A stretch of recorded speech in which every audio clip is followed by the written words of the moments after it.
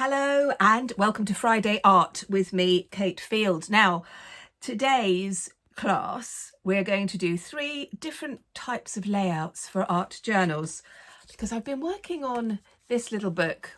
Started this one last week, and yeah, it's quite fun. It's still very messy, but I had a few people ask me about layouts, so I thought I would do this one as well and just show you what I do. Welcome if you are new. I release art tutorials every Monday and Friday, and a little wandering on a Wednesday when I just kind of wander about stuff. Anyway, I am so pleased you are here. Just enjoy this one. Let's go.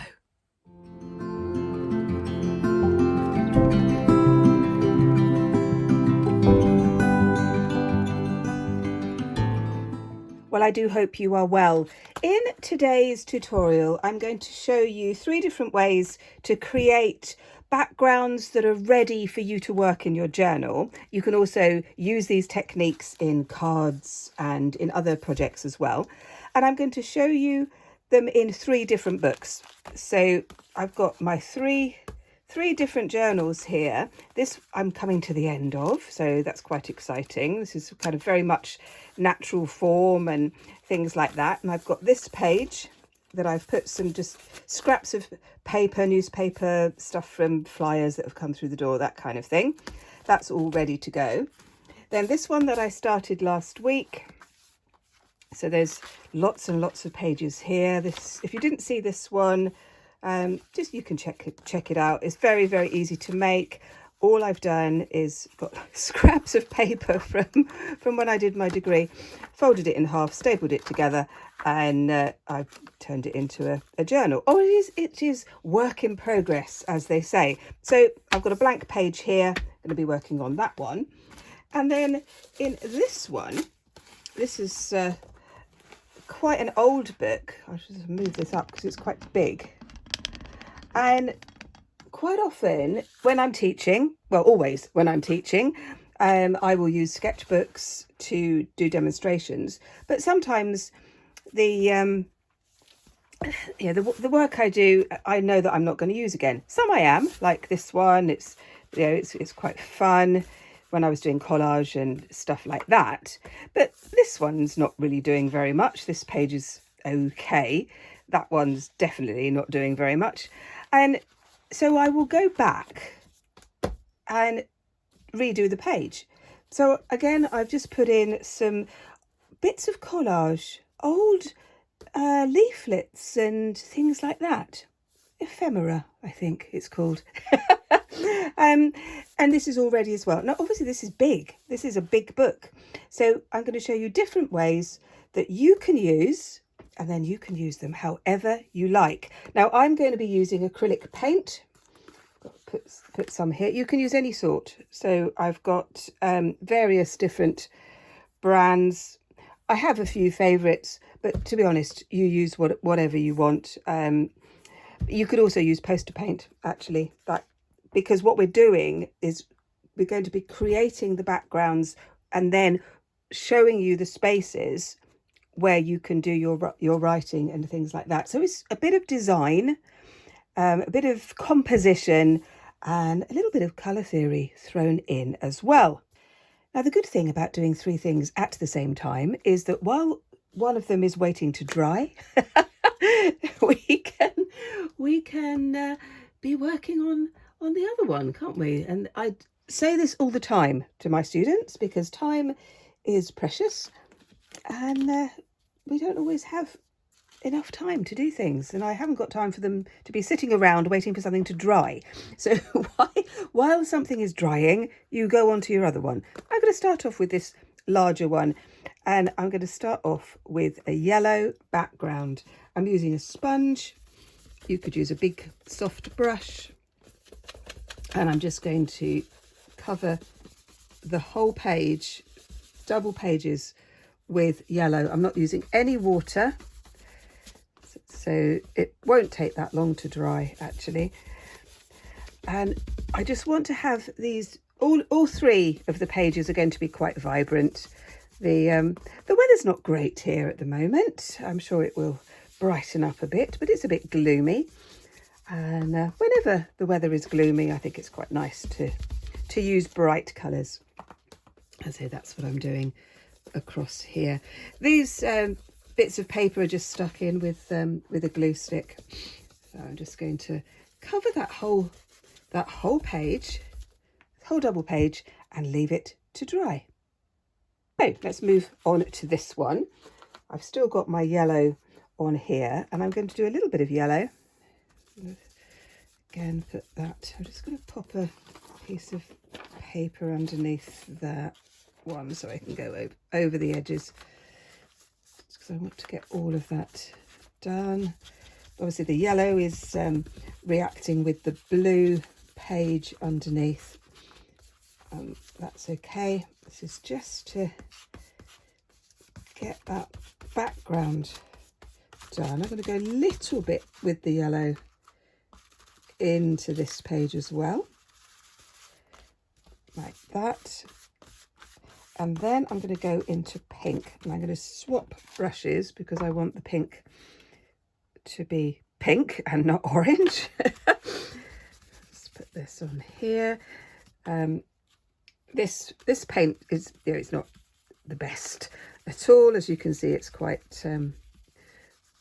thin, but it works well as a background. That will go, and I can always do another layer. So I'm just combining that just over that middle bit there. Do a little bit more of that, and then that page is ready, and I'm going to leave that one to dry, and then we can move on to the third one. So this paper is it's quite thin. It's like photocopy. It's a little bit thicker than photocopier paper. And in the previous pages, I've put more sort of collage and things like that. But this one, because I'm using acrylic paint, I'm just going to go straight in. Now this time I'm doing blue in the middle of the double page. Always work with a double page in my journals. I think it looks so much better. It gives you some space, even in a little journal. Just going to do that like that. I'm going to pick up my pink again. We're going to go pink over this side. And we're just putting together our initial ideas. So think about what colours you want to use. And when I said that we were going to do a little bit of colour theory, it's this idea of colours that work well together. But of course, it's really it's up to you, isn't it? It is up to you. And you can take these things very, very seriously, or you can just have quite a bit of fun with it, really. So when we're looking at the colour wheel and we're looking at the warm colours and the cool colours, let's just get my colour wheel back again. Our analogous colours are the ones that are close together, and our complementary colours are the ones that are opposite each other. And you can use this as a starting point and then just play with the fun of it. Now, of course, with blue and pink, obviously pink is red mixed with white, and then the blue. So they are kind of on this side. As I'm going into that purple, as I mix the pink with the blue on top of there. And then on this side, I'm going to do my yellow. So I'm just going to pick up the yellow. And then, of course, if I was with my little children, teaching them, I'd be going, and what will happen when we mix the yellow on top of the blue? Oh, I do like teaching the little ones, and they get very excited, because they can see that the colour changing, and it's great. It's really good. So we now have like 3 bits on this page. So all of these 3 are going to be left to dry, and then we'll go back to the first one. So I've come back to this one, all yellow. It's very bright. And I'm going to be using some stencils to break up some of the spaces, but in particular to go around the edges. Now, on these pages, I want to have 3 or 4 areas where I want to do some writing. So what I'm going to do is I've got my little frame. I use this so often. It's just a frame that you get from a photograph, but it makes a great shape and you can use it in all sorts of different ways. So this is just going to help me work out where I want to do some of my writing. And I'm just going to pop that on there. And now I'm looking for my pencil, which I can't find. Right, that would do. This is not sure even if this is going to show up actually, but you get the idea. It's going to go in there. You can't see that at all. And to be honest, I can't see it either. Right, let's try again. Oh dear. This is when I'm doing these things live, you see. It's with all the mistakes. So I'm going to be putting some paler colour in there to do some writing in that. I'm going to do a little bit here as well. I might do it at an angle. I might pop a little bit of an angle in there. Just gives me a bit of an idea of what I might do. And then I think I'll do a bit on this side as well. Just gives me an idea. I might change my mind. I am prone to doing that as I go, because we can have an idea, a plan in our heads, and then as we're working through it, we might think of something else. So just be aware of that. Now I'm going to use a variety of different stencils, and what we're going to do is pick up the same colours that I have been using, and we're just going to go around the edges. Now remember that this pink is not brilliant. I might try and find my other one that's a little bit thicker. It would just, no, it's okay. And that's a bit messy, but that's all right. We can just squidge that around. Let's do a little bit down here. Yeah, it is very, very thin, this paint. All right, never mind. And it will go all splodgy, but that's okay. I just want to create just this little bit of background. There's going to be so much layering over this, so the first one won't really matter. But the idea is that you go around the edges, and I'm going to pick up some white actually. I'm going to do these sort of diamond ones. Let's just pop that there. So some of this will go into the squares, but that's okay. The squares are just like a guideline, really. Let's put a bit of white on here. I think when we're working with stencils, I know when I've been doing this in my workshops and in my classes, the temptation is to kind of plonk it in the middle, and which of course you can do, but it's just so much more creative, I think, if you turn it around and just do a little bit. And you'll see when we kind of move towards the end of this one, you'll see how it all comes together, because we will go through the messy stage. Those of you who have watched me for quite a while, and oh goodness me, thank you so much for all of you who support the channel. You know that we go through the messy stage, don't we? We go through the messy stage, and that is when most people give up, because they think this is not going how I want it to go. Everything looks a mess, but it's not true. It just isn't. So I've got a few other bits here. I do like this one. This is quite grungy, but because we're using more bright colours, it doesn't look quite so grungy. And it doesn't matter if it goes splodgy, and you can just do bits, kind of breaking up that space like this. Now, while you're doing this, you could be thinking about what you want to be writing, what the purpose of this page is.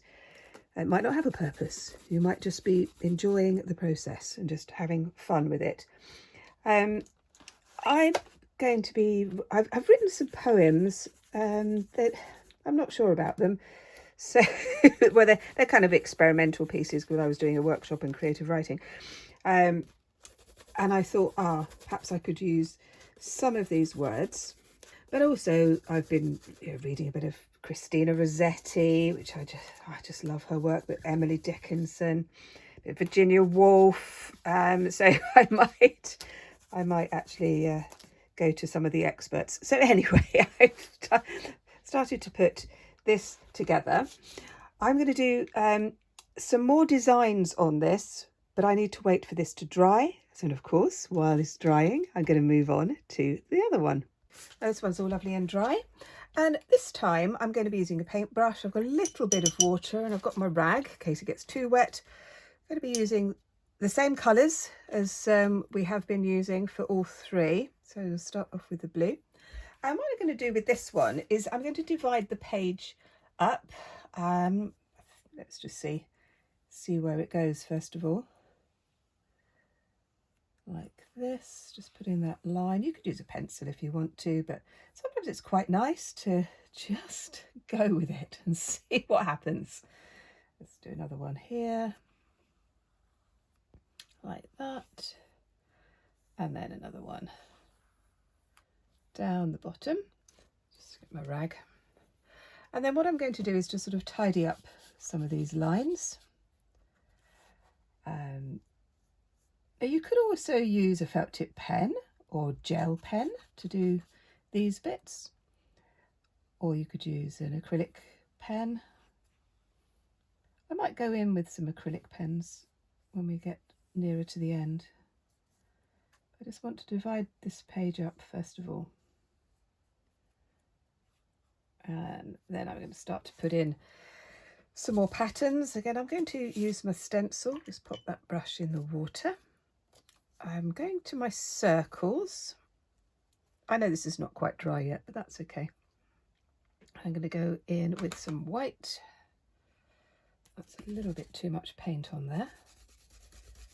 Let's just put these little circles on the end. Doesn't matter if it smudges. Oh, there we go. It just gives it just breaks up the background a little bit, and we're going to be doing stuff over the top of it as well, so it won't matter if it's smudgy. If you want to be really careful with it, then just don't have too much paint on your sponge. The reason it all went a bit blobby there is I just had a little bit too much. You might want to take a little bit more care. So we pop that on like that. I like the circles. I go back to certain stencils over and over again, and this is one of them. But I also make my own stencils because that's always good fun, isn't it? Oh, here we go. Pop that one like that. And this is going to be ready for some words. Now I'm thinking that I'm going to do the words here and then some illustration or something over this side, maybe something a bit more abstract.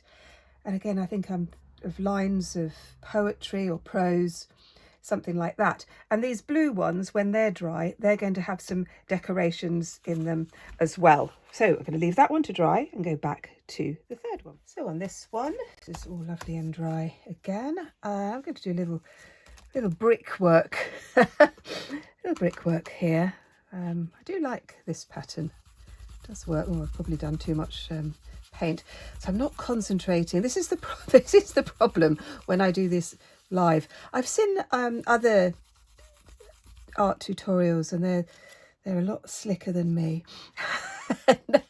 And I know some people, some art teachers, they record their process and then they talk over it. And I have tried doing that, but it's not really me.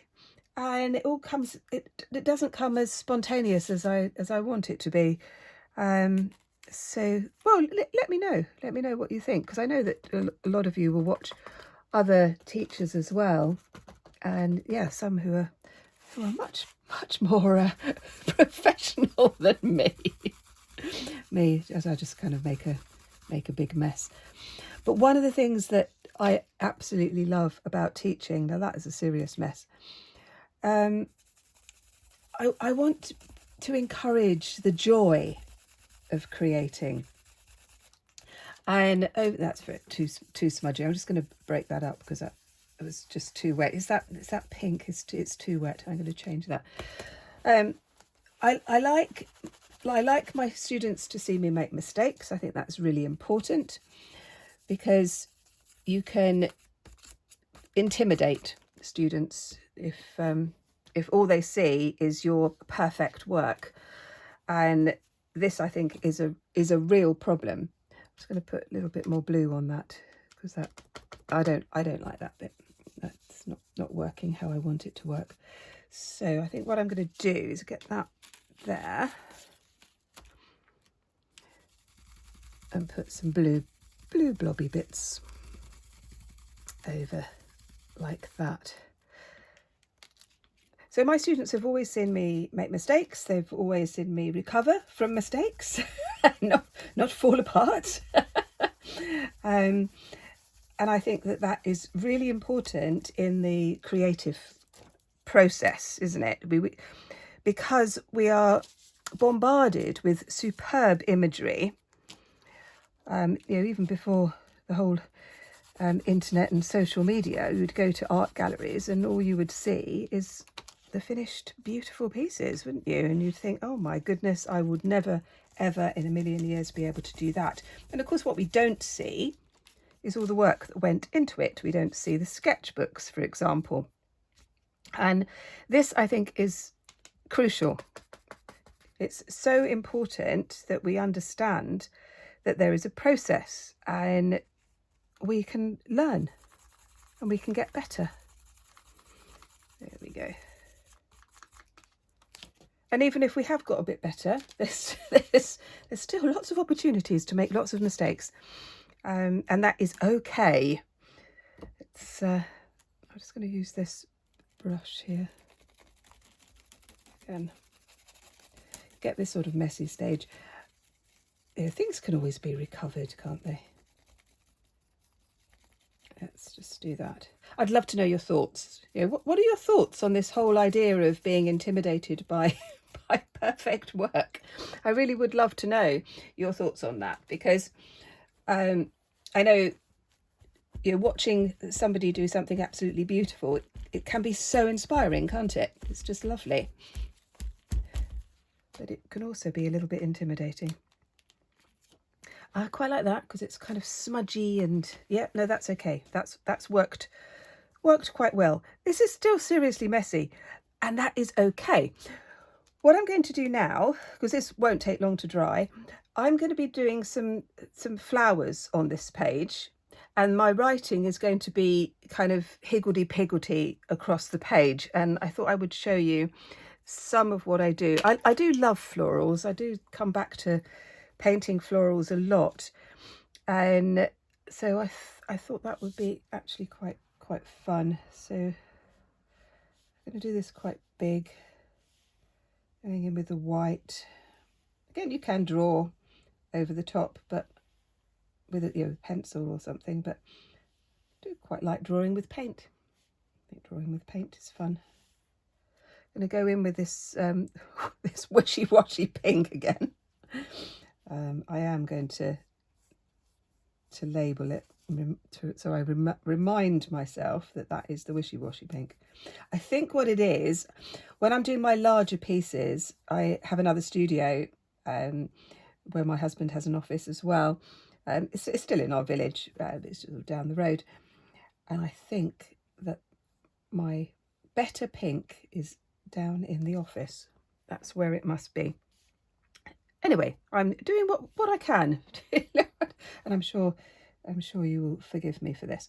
So I'm just putting my kind of petals in. Again, it's very loose. And all of these designs, all the designs that you have in your art journal, you can use it for all sorts of things. So I've got ideas in my art journal that I will put into paintings, and this is why I don't understand why some artists are a bit snooty about art journaling. It just doesn't make any sense to me. because an art journal is a place for you to explore ideas. And then those ideas can go in all sorts of different directions, can't they? So let's do that. So don't let anybody tell you that it's not proper art or any of that kind of rubbish. I can't be doing with that. Can't be doing with that at all. There we go. So I've had a very exciting week, actually, because I've started an art club in my local area. So I live in Dorset, but I live very near the Devon border. So I live near Lyme Regis, and one of my nearest towns is Axminster in Devon, and I started Axminster Art Club this week, which was really good. There used to be an art club there, but I think the people who ran it sort of either moved away or retired or something like that, and there was nobody else to take it over. So there hasn't been an art club there. So I started it this week. I had 10 people. How cool is that? So if you live anywhere near Axminster, you could come along. There we go. And it was great fun, and it was that lovely mixture of people. Some who established artists just looking for a space for a couple of hours to do their own thing. Other people who were completely new and who just thought they wanted to have a go. And so yeah, it was really nice. Really, really nice.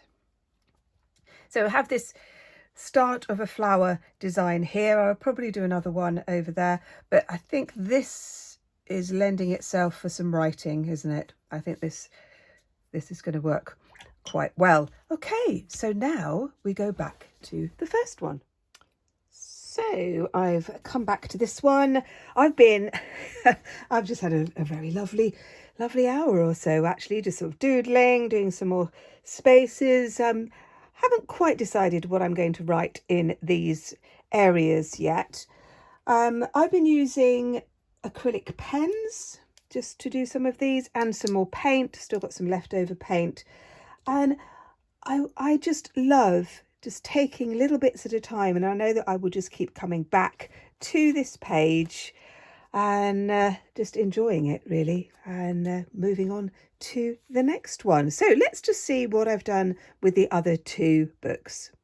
I have enjoyed doing this one. I had this idea of kind of wildflowers because I've put more sort of flowers and things like that in this journal already. So I've just put, like, the wildflowers allow yourself to grow, and just a few little quotes there that popped into my head.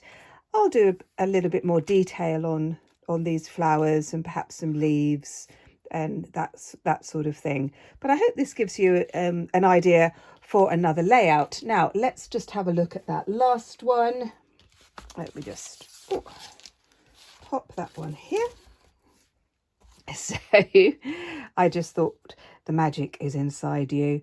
I might do some more writing as it comes out of the petals and that kind of thing. But I'm liking the colour combination. This is still a bit messy, so I might do something with that as well. But I think that it does give you some ideas of what you could do with yours. Well, I do hope you enjoyed that one and that you've got ideas for your journals, your sketchbooks, or anything else that you might want to do. I am going to be finishing this painting because it's nearly done. Just got a few bits to do before I varnish it and get it ready for the exhibition.